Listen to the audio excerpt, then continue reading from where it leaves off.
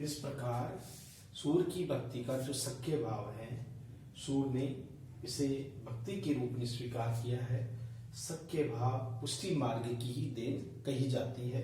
पुष्टि मार्ग में ही सख्य भाव की अनुभूति हुई है। इसलिए हम ये कह सकते हैं कि आचार्य वल्लभाचार्य ने सूरदास से कहा, सूर काहे गीघायत है, प्रखर प्रतिभाशाली होकर भी दैन्य वाणी में क्यों रियाता है, कुछ लीला पद गाओ।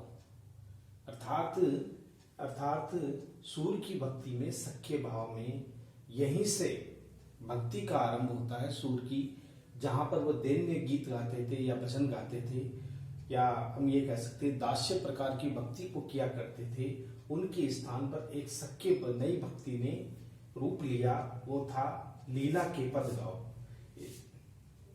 ये सुनकर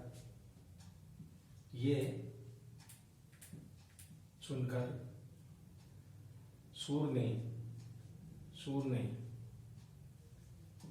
भक्ति में विनय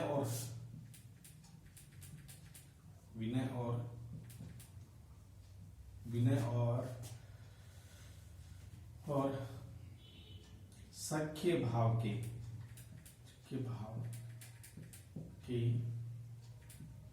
पद लिखना आरंभ किया या गाना आरंभ किया। यह उदाहरण हम देख सकते हैं।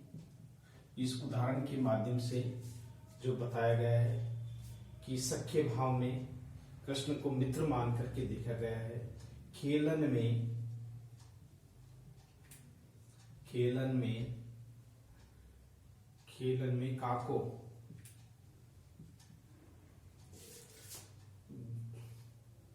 काको गुस्सैया यानी कृष्ण क्रोध करते हैं, उस क्रोध को बताया गया है। गुस्सैया हरिहारे जीते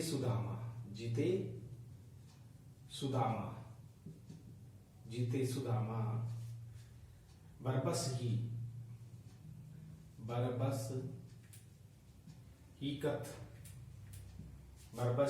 करत रिसैया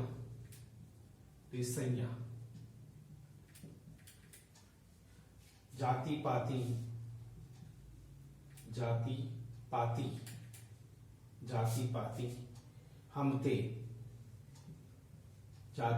हमते कछु नाही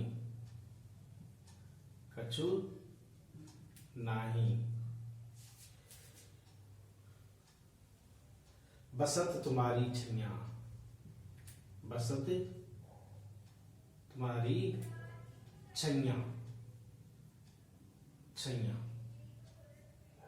ये बात कही गई है कि सूरदास कहते हैं कि कृष्ण खेल में हार जाते हैं और सुदामा जीत जाते हैं, तो कृष्ण नाराज हो जाते हैं इस बात पर। यानी हारने के बाद में वो सुदामा को जीतता हुआ देख करके गुस्सा करते हैं, तो सुदामा को भी गुस्सा आ जाता है और बार बार वो यही कहते हैं कि बार बार एक ही बात करते हो, तुम जब भी हारते हो गुस्सा प्रकट करते हो। ये गुस्सा करना तो अच्छी बात नहीं है कि जाति पाति, अगर तुम समझ रहे हो कि जाति पाति से हम बड़े हैं, तुम यादव कुल के हो, तो हम तो तुम्हारे से जाति पाति में बड़े हैं और कुछ तुम्हारी छैया, तुम्हारे आशीर्वाद के भरोसे हम नहीं बैठे हैं, तुम्हारी छत्र छाया में नहीं रहते हैं। ये किसने कहा? सुदामा। जो बाल अवस्था थी उसमें न गरीबी होती है न अमीरी होती है, किंतु सुदामा भी उस समय बाल अवस्था में ही थे। तो इस तरह की जो टूटना मनाना, ये जितनी भी चीजें हैं, गाय चराना, ये सब कुछ ये सख्य भाव में ही देखा जा सकता है। इस प्रकार इन पदों में सख्य भक्ति का भाव प्रकट हुआ है, यानी सख्य भाव को सर्वाधिक महत्व दिया गया है, सख्य भाव को ही स्वीकार किया गया है, सख्य भाव को प्रकट हुआ है। बाल अवस्था में जो लीलाएं कृष्ण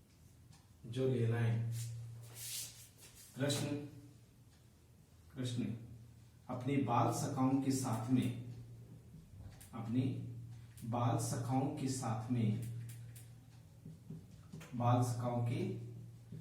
में किया करते थे। बाल अवस्था में जो लीलाएं कृष्ण अपनी बाल सखाओं के साथ में किया करते थे, वही सख्य भाव की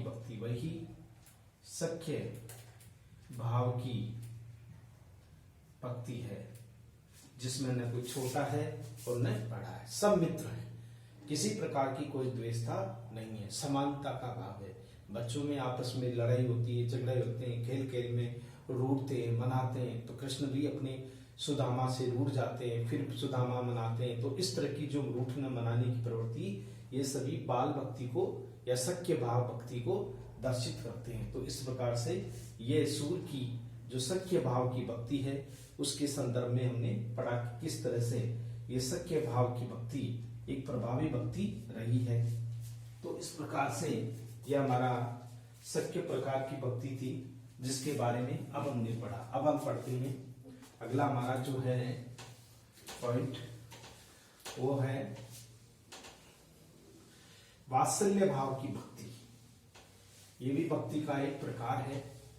वात्सल्य, माता का, पिता का, वो कोई भी पूजनीय व्यक्ति जो हमारे सम्माननीय है, जिनके प्रति जो आदर भाव होता है, या बच्चों के प्रति जो ललक होती है, जो चाहत होती है, वही वात्सल्य भाव कहलाता है। वात्सल्य की अनुभूति सूर की काव्य में सर्वाधिक रूप से हुई है। हमारा चौथा पॉइंट है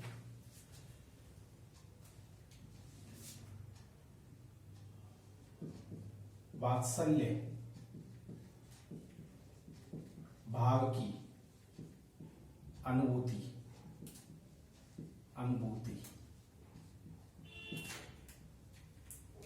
वात्सल्य भाव की अनुभूति।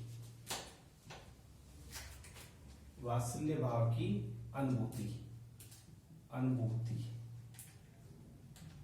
ये भी एक भक्ति का प्रकार है। सूर की भक्ति में, सूर की भक्ति भावना में वात्सल्य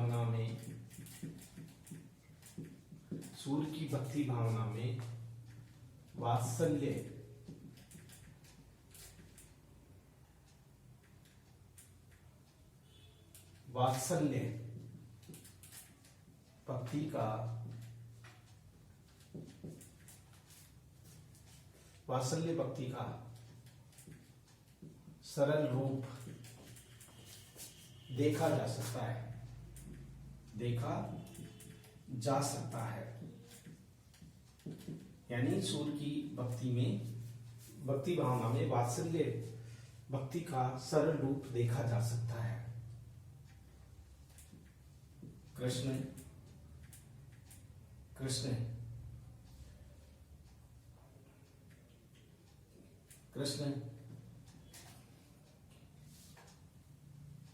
के लिए माता का हृदय में, माता यशोदा के हृदय में, कृष्ण के लिए माता यशोदा के हृदय में अपार स्नेह है।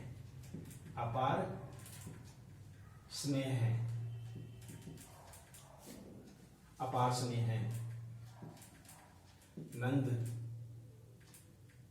कृष्ण को देख कर खुश होते हैं।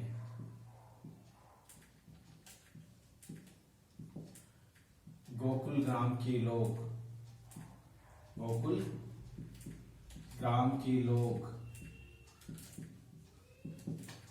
गोकुल ग्राम के लोग कृष्ण के प्रति अपना अपार वात्सल्य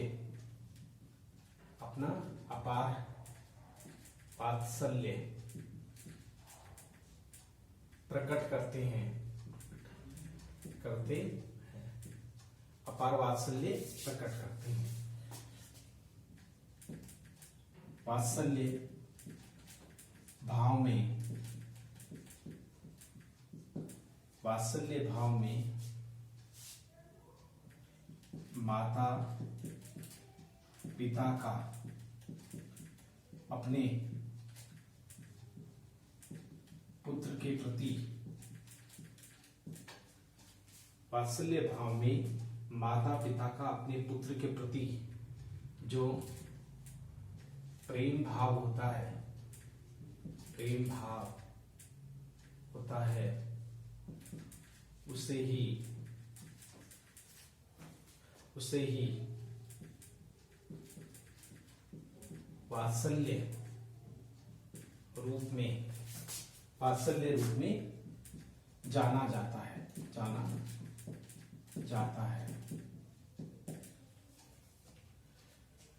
माता यशोदा कृष्ण के प्रति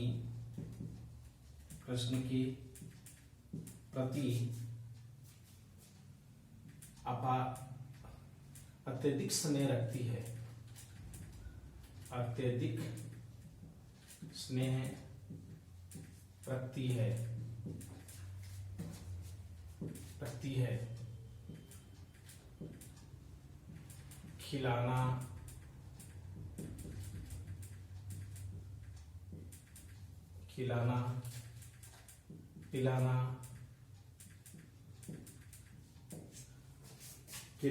पिलाना,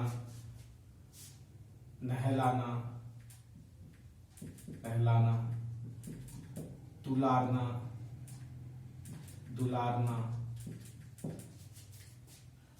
गाना, सुनाना आदि वात्सल्य भाव प्रकट करने की, वात्सल्य भाव प्रकट करने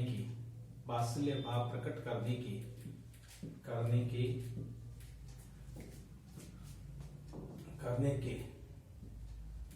स्वरूप या तरीके, वात्सल्य भाव प्रकट करने के तरीके या वात्सल्य भाव के रूप आदि वात्सल्य भाव प्रकट करने के रूप है।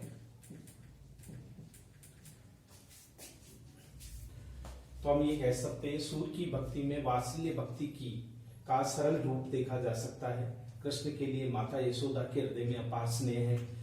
नंद कृष्ण को देखकर खुश होते हैं। गोकुल ग्राम के लोग कृष्ण के प्रति अपना अपार वात्सल्य प्रकट करते हैं। वात्सल्य भाव में माता पिता का अपने पुत्र के प्रति जो अपार प्रेम होता है वही वात्सल्य रूप में प्रकट होता है। माता यशोदा कृष्ण के प्रति अत्यधिक स्नेह रखती है। खिलाना, पिलाना, नहलाना, दुलारना, गाना सुनाना आदि वात्सल्य भाव प्रकट करने के रूप है। सूरदास ने वात्सल्य रूप के जितने मनोआकर्षक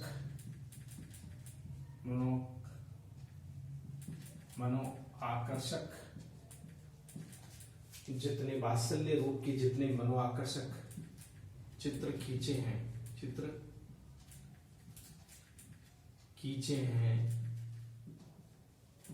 वह अन्यत्र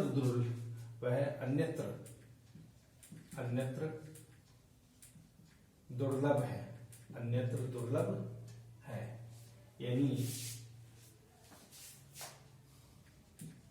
सूर्य ने पुरुष होते हुए भी, सूर्य ने पुरुष होते हुए भी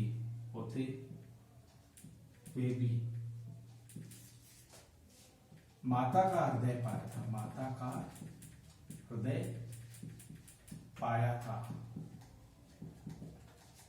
माता का हृदय पाया था। सूर्य पुरुष होते हुए भी माता का हृदय पाया था। पुत्र के प्रति जो माता का वात्सल्य होता है, पुत्र के प्रति जो माता का वात्सल्य होता है,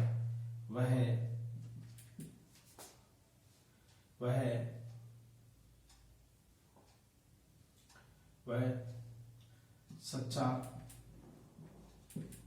एवं अनूठा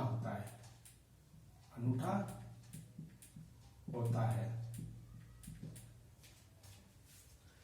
यानी ये सभी वात्सल्य भाव के रूप देख सकते हैं, जो वात्सल्य का कृष्ण की बाल रूपों का सूर्य ने कृष्ण की बाल लीलाओं का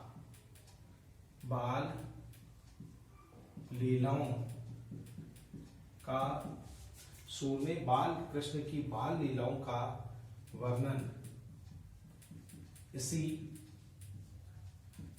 वात्सल्य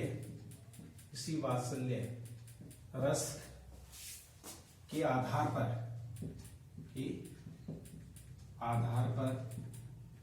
किया है। वर्णन इसी वात्सल्य रस के आधार पर किया है। एक उदाहरण है जो वात्सल्य रस की अनुभूति कराता है, यह है मैया मोही दाऊ बहुत खिजायो। माया यानी मैया मोही दाऊ बहुत खिजायो। मोसो कहत मोल को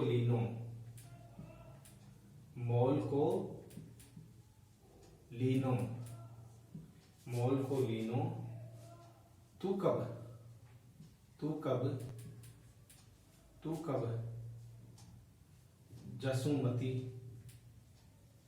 जसुमती को जायो। तू कब जसुमती को जाए, यानी जिससे तुझे पैदा किया। कहा करूं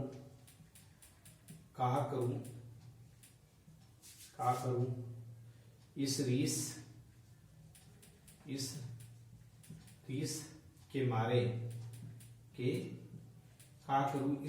के मारे खेलन हो नहीं जात।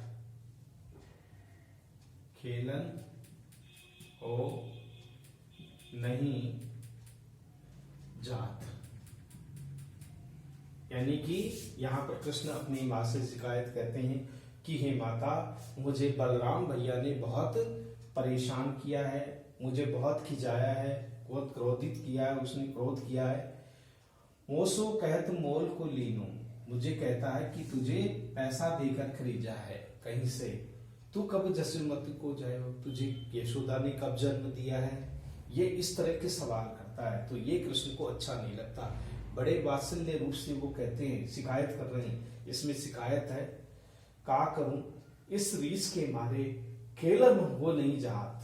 इसलिए यहाँ पर वो कहता है, कृष्ण कहता है कि क्या करूं, मुझे गुस्सा आ रहा है, मैं आज खेलने नहीं जाऊंगा, क्योंकि बलराम मेरे ऊपर क्रोध करता है, गुस्सा करता है।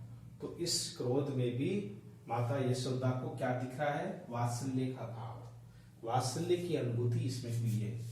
इन पदों में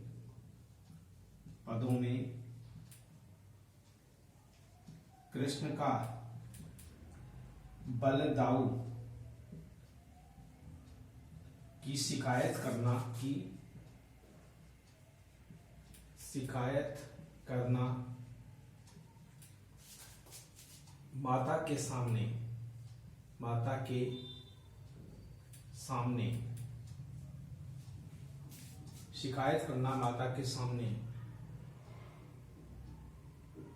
यशोदा के हृदय में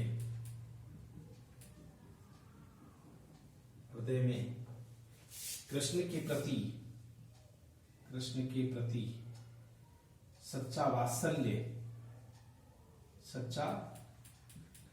वात्सल्य भाव जाग उठता है। सूर ने ऐसे कई पद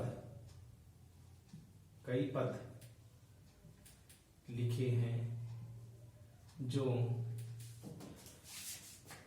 वात्सल्य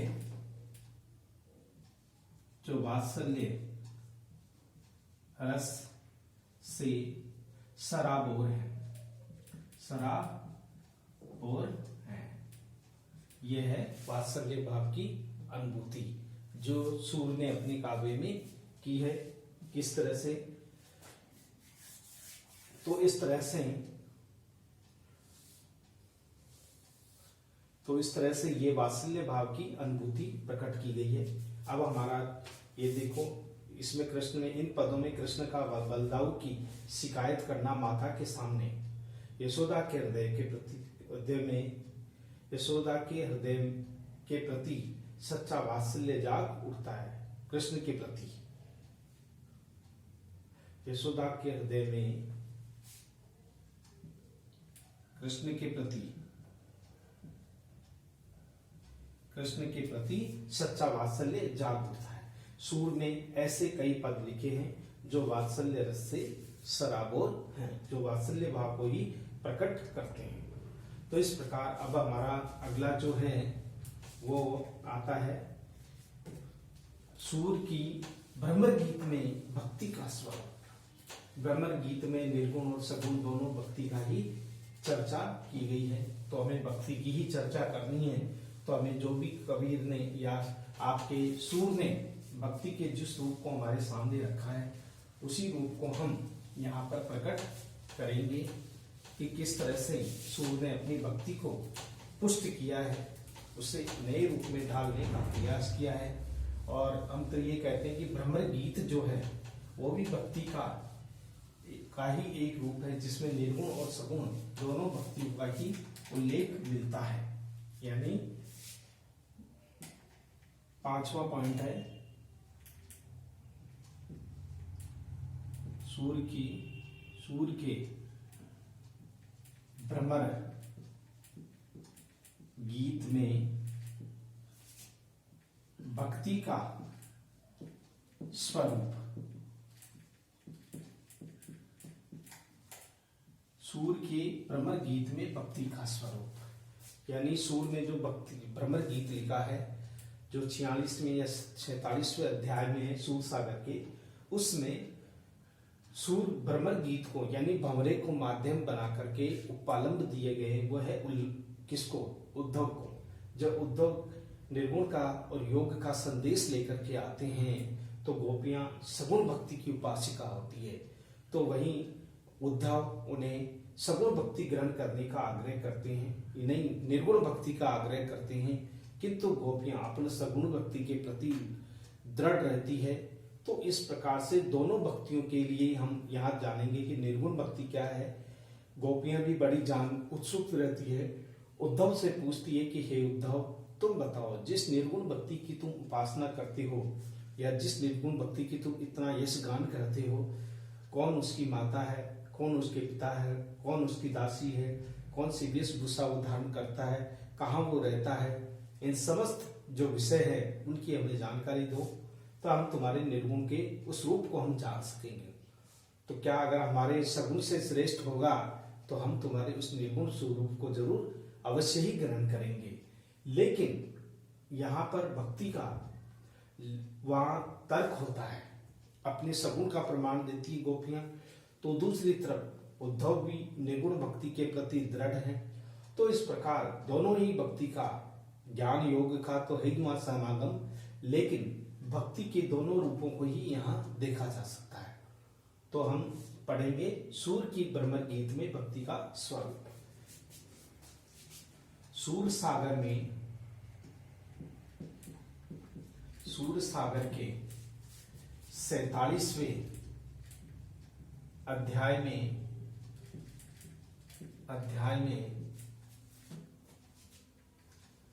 ब्रह्म गीत का उल्लेख किया गया है। ब्रह्म गीत भी भक्ति का ही एक रूप है, भक्ति का ही एक रूप है।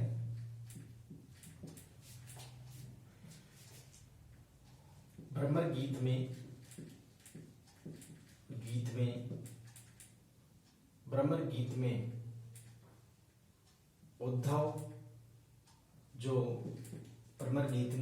उद्धव जो कृष्ण के सखा हैं, वे निर्गुण भक्ति के उपासक हैं। ब्रह्म गीत में उद्धव जो कृष्ण के सखा हैं, वे निर्गुण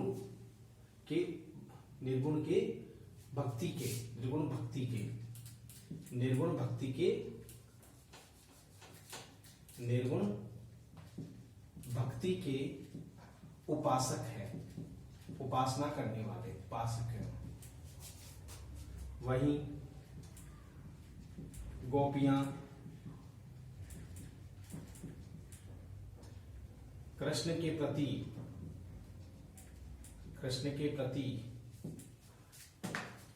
अपनी सगुण भक्ति को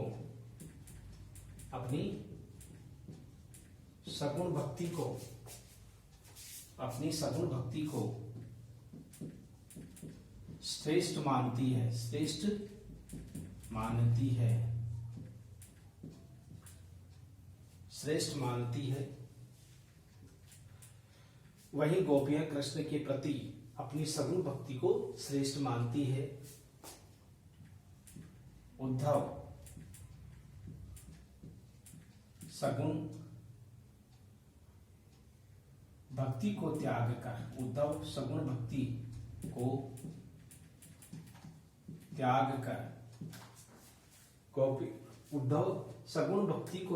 कर गोपियों से निर्गुण भक्ति को स्वीकार करने का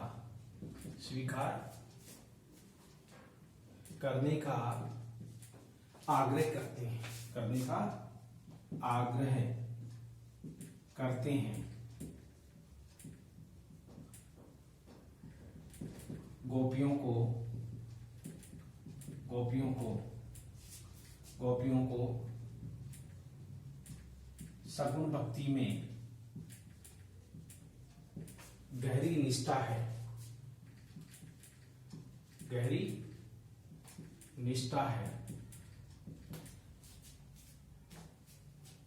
वे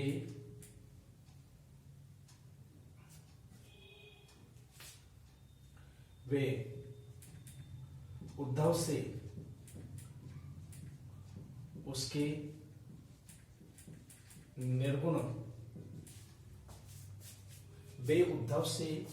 निर्गुण भक्ति के बारे में जानना चाहती है। उद्धव से कहती है कि तुम्हारे निर्गुण का परिचय दो।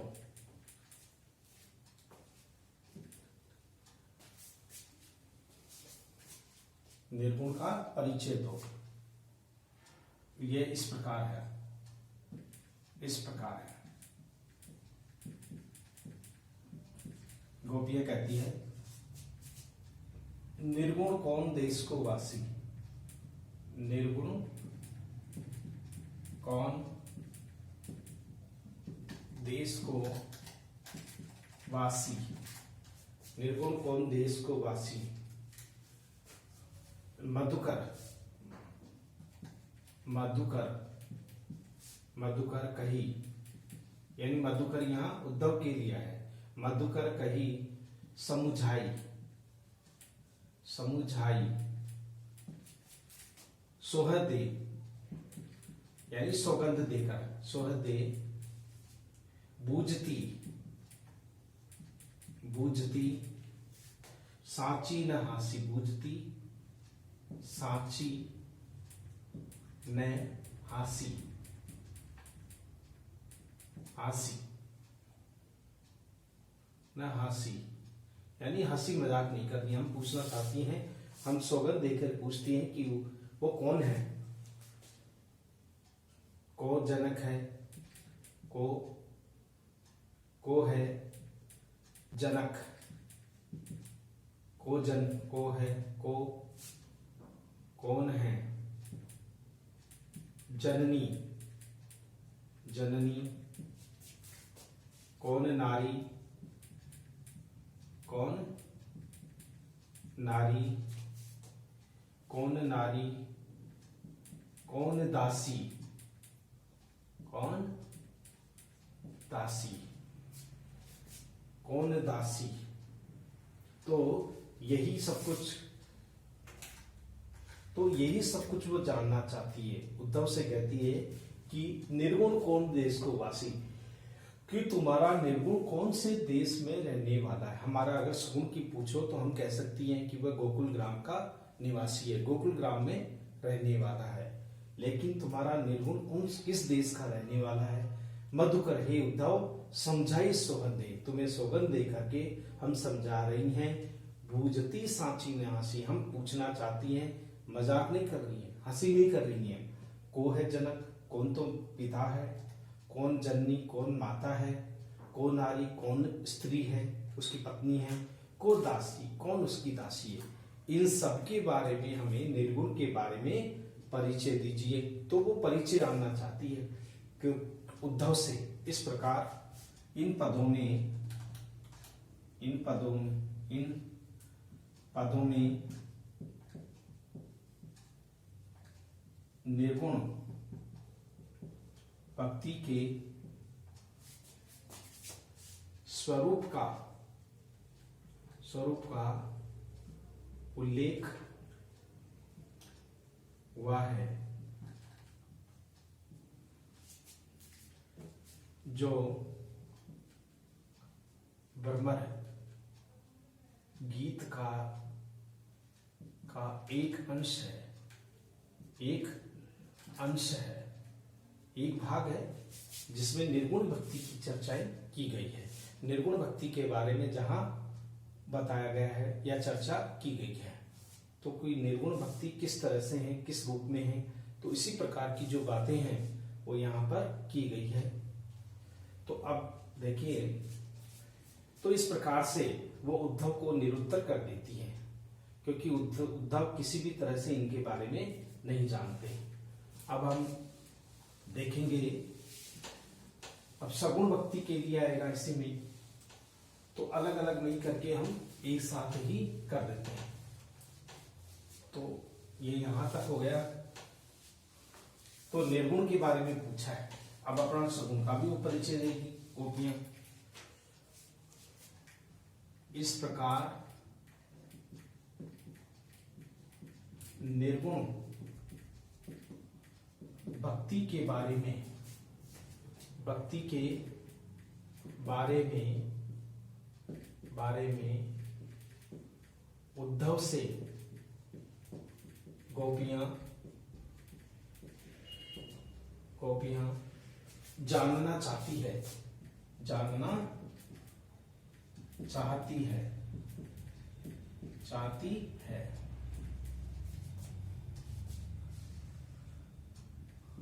गोपियों की दृष्टि में, गोपियों की दृष्टि में निर्गुण भक्ति, निर्गुण भक्ति नीरस और गोपियों की दृष्टि में निर्गुण भक्ति नीरस और संशय पैदा करने वाली भक्ति है, जो गोपियां उसे अस्वीकार कर देती है, अस्वीकार कर देती है। तो वहीं अपनी सगुण भक्ति के प्रति गहरी आस्था रखते हुए, गहरी आस्था रखते हुए कृष्ण भक्ति के प्रति, कृष्ण भक्ति के प्रति अपने एक निष्ठ प्रेम को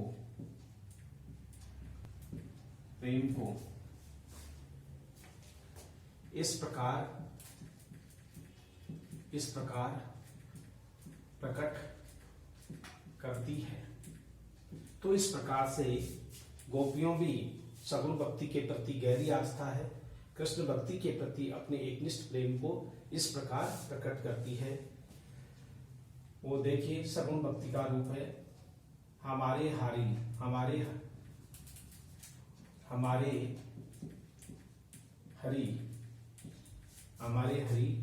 हारिल की लकड़ी, हारिल की लकड़ी, हर मन क्रम वचन नंद नंदन, मन वचन क्रम नंद नंदन उर, ये दृढ़ करी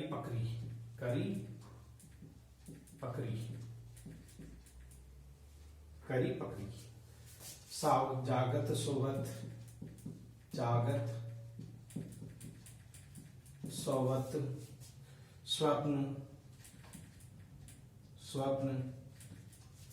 स्वप्न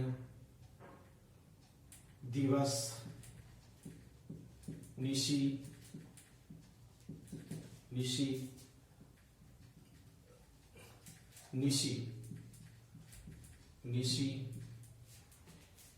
काना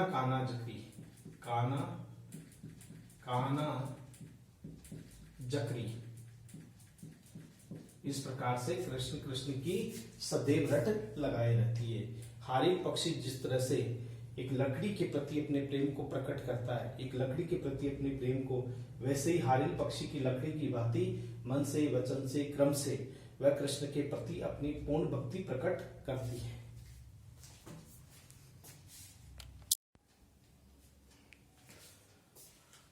तो इस प्रकार कृष्ण की हारिल पक्षी के समान उन्होंने तुलना की है, यानी मन से वचन से कर्म से नंद के उर दृढ़ पकड़ी, जावत जागत सोवत स्वप्न दिवस निशी काना जकरी। तो इस तरह से इसमें कवि ने सगुण भक्ति के स्वरूप को गोपियों के माध्यम से, गोपियों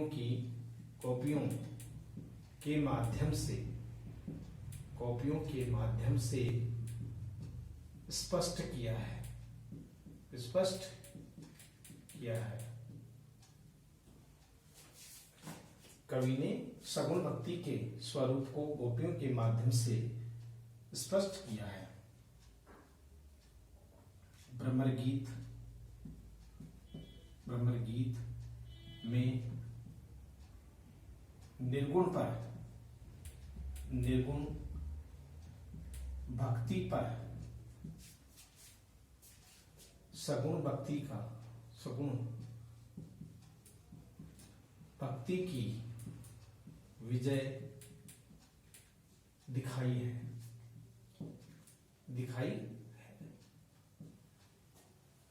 निर्गुण भक्ति पर सगुण भक्ति की विजय दिखाई है। ठीक है, तो ये भक्ति का अपना एक रूप है भ्रमर गीत में, जिसमें भक्ति के निर्गुण रूप का भी स्वरूप मिलता है और सगुण भक्ति का भी स्वरूप मिलता है। तो इस तरह से ये भक्ति का अपना एक रूप है। अब हम पढ़ते हैं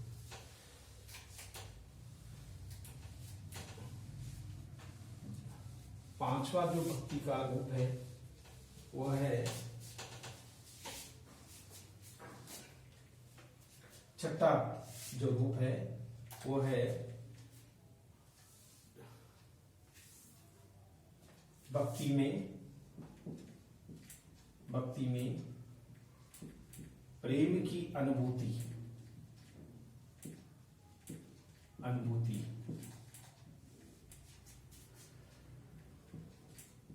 सूर्य की भक्ति में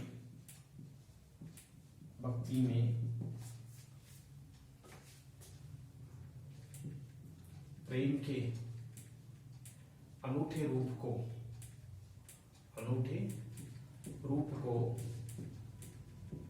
प्रस्तुत किया गया है। सूर्य की भक्ति में प्रेम के अनूठे रूप को प्रस्तुत किया गया है। गोपियां कृष्ण से प्रेम करती है। हर समय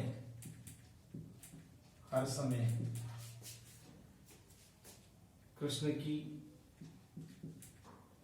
मधुर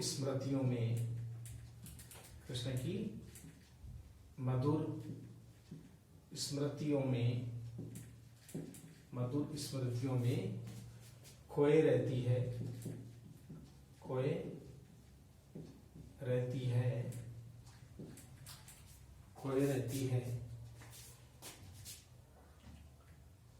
गोपियां का प्रेम कृष्ण के प्रति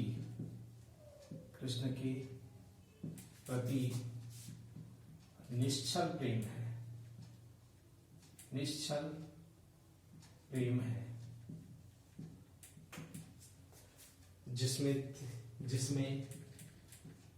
जिसमें त्याग और सेवा की भावना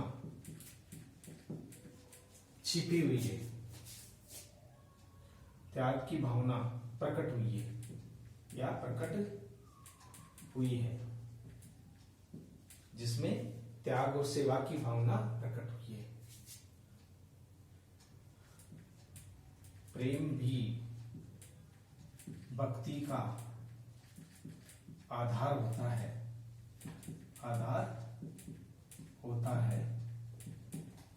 प्रेम भी भक्ति का आधार होता है। गोपियों ने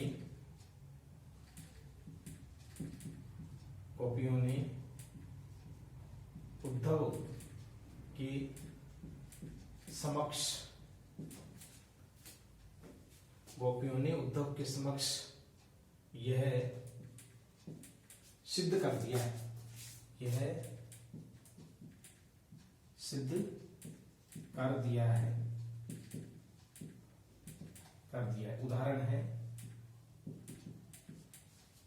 उदाहरण है जो प्रेम भक्ति को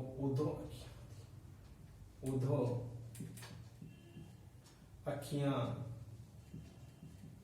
बुद्धो अखियां, अति अनुरागी, अति अनुरागी, इकटक, इकटक, मगजोवती, मगजोवती, मगजोवती, अरुरोवती, अरुरोवती, भूर, भूर, क्या है, भूले ही, भूले ही, भूले ही, पलक, भले ही पलक न लागी, न लागी, तुम हो सखा, तुम हो सखा, तुम हो सखा, श्याम, तुम हो सखा, श्याम सुंदर, तुम हो सखा, श्याम सुंदर, दर के, तुम हो सका श्याम सुंदर के, जानत सकल स्वभाव, जानत सकल स्वभाव, यानी कि गोपियां कहती हो कि हम हमारे स्वभाव के बारे में तुम जानती हो, कृष्ण के हम किस तरह से प्रेम रखती हैं, उद्धव के प्रति अपना अनुराग प्रकट करती है कृष्ण के प्रति। तो इन पंक्तियों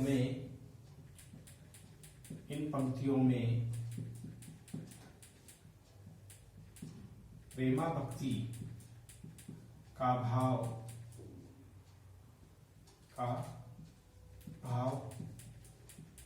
प्रकट हुआ है, प्रेमा भक्ति का भाव प्रकट हुआ है। तो इस प्रकार से तो ये सभी भक्ति के भाग्य हैं जो भक्ति के ही स्वरूप को प्रकट करते हैं।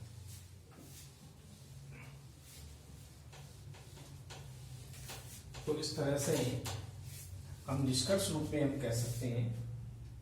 अब आता हमारा निष्कर्ष। इस प्रकार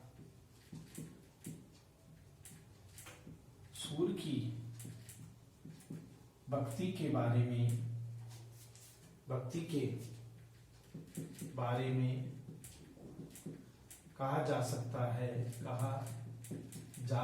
है कि वह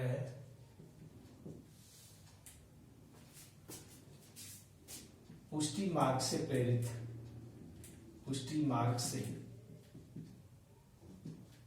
प्रेरित भगवत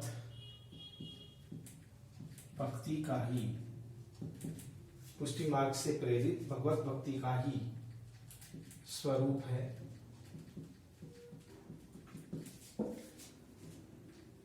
सूर सागर भक्ति का लहराता, सूर सागर भक्ति का लहराता सागर है, जिसमें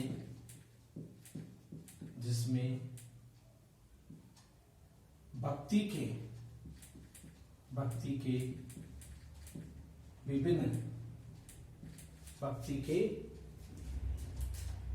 विभिन्न रूपों का, भक्ति के विभिन्न रूपों का वर्णन हुआ है। इस प्रकार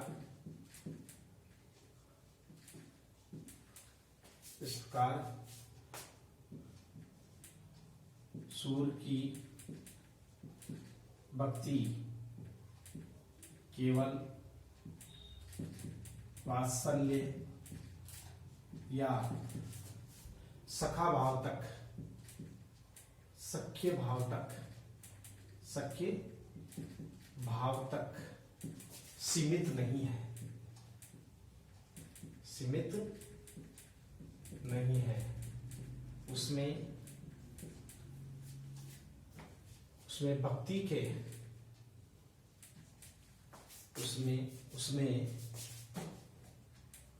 उसमें भक्ति के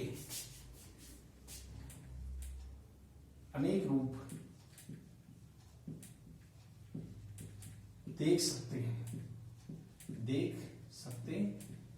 इस तरह से यह हमारा जो सूर्य की भक्ति से संबंधित जो क्वेश्चन था वो पूरा हो गया। जो जितना था उतना हमने कोशिश की है कि भैया आपको इस तरह से आप, और भी एक निष्ठ भक्ति का भी आता है, भक्तियों के बहुत सारे प्रकार हैं, लेकिन सीमित रूप में हमने इसको समझा दिया है कि किस तरह से सूर सागर जो भक्ति का ही एक भक्तिपरक ग्रंथ है, जिसमें निर्गुण भक्ति का भी उल्लेख है, सगुण भक्ति का उल्लेख है, प्रेमा भक्ति का उल्लेख है, संपूर्ण भक्ति का जो सार है वो सूर सागर में देखा जा सकता है, जिसमें वात्सल्य भक्ति का भी संचार है, जिसमें नवदा भक्ति का भी संचार है। सभी प्रकार की जो भक्ति हैं, श्रवण कीर्तन स्मरण, जो भी भक्ति के प्रकार है नवदा भक्ति, उन सभी नवदा भक्ति के रूपों को हम इनमें देख सकते हैं। तो आज की हमारी कालांश यहीं तक, फिर अगली कालांश में हम मिलते हैं। तब तक के लिए थैंक यू वेरी मच।